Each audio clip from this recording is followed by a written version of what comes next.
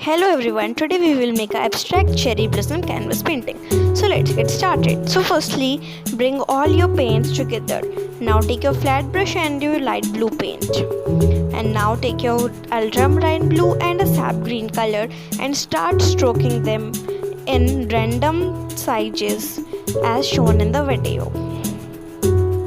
Now take your brown color and start making the tree branch as shown.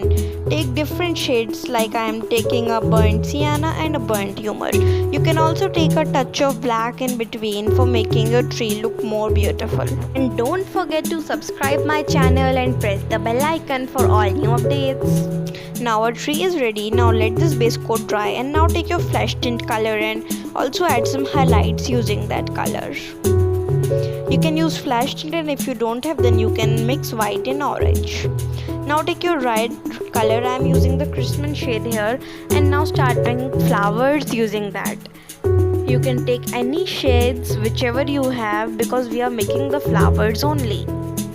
You can take multiple shades, as many as you have. Now I am taking the white color and the magenta color and mixing both of them for making my beautiful pink color.